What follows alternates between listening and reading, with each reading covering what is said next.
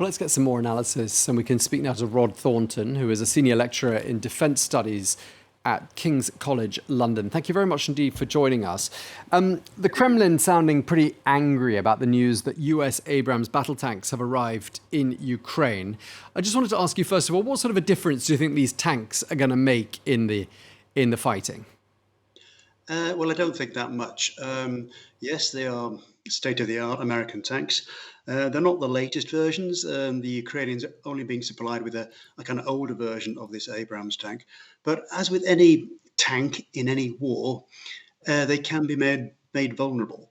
Yes, they got very good armor, they got very good weaponry, they got very good sights, very good munitions they fire. But it's quite easy to disable a tank by blowing off its track. I mean, I spent 9 years in the British Army and having trouble with tank tracks. And so a tank can be disabled quite easily by a defending force, a well dug in force like the Russians are now. There's not going to be any tank battles between Abrams and T-72, T-90 tanks on a battlefield in Ukraine because the Russians are going to keep their tanks to the rear.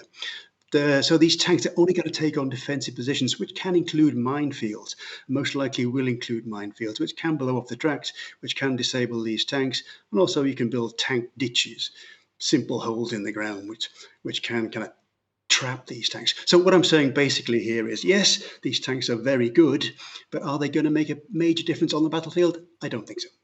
That seems to be what the Russians are saying. They're saying they'll burn, that they won't make a difference.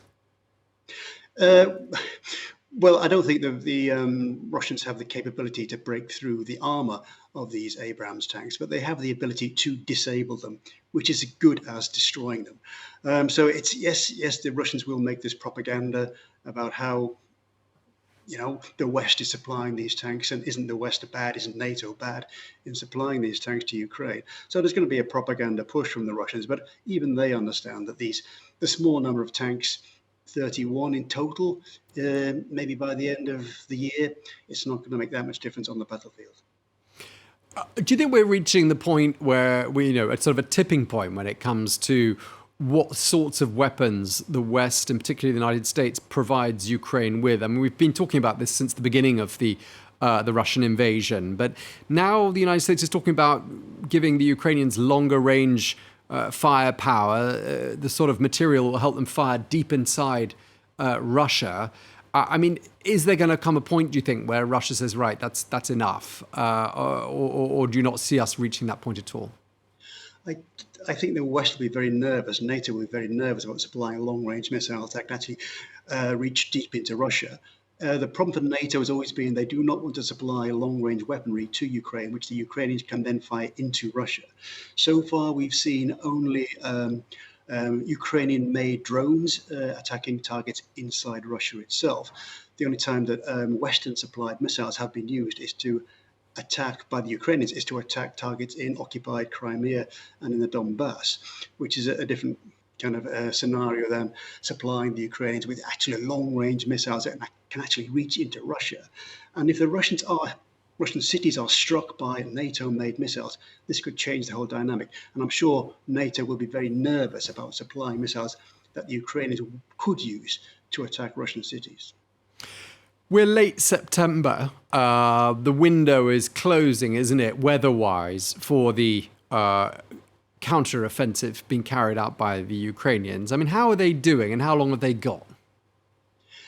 Well, I don't think we're going to see much change over the next few months.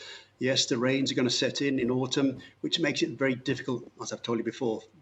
I know how tanks deal with muddy ground. They don't deal with it very well. So when the autumn rains arrive, yes, tank movements, any movement of armor will be very difficult.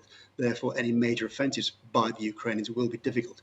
You then get into a situation in the winter where you get frozen ground, which tanks can operate on, heavy armor can operate on, and there might be a big push. But it's very hard to have major offensives during the winter weather. It's very hard to conduct combined arms maneuver warfare in winter situations. So I think we're going to get stuck into a frozen conflict fairly shortly.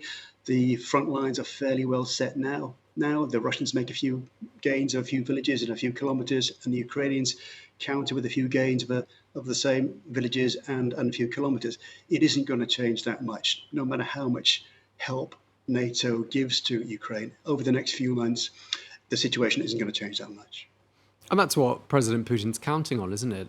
He's counting on this taking a very long time, public support wavering, which it seems to be, and a change of guard perhaps in a couple of key countries, notably the United States, although that's far from guaranteed.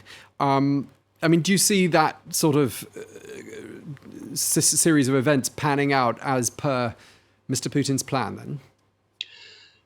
Yes, the West is going to get battle fatigue in helping the Ukrainians, and especially the Americans. If there is a Republican government comes to power in the United States, Republicans in America are traditionally isolationist, America for America, and it's going to be difficult if there is a Republican government elected next year for the war to continue as it is now, if American support is not forthcoming.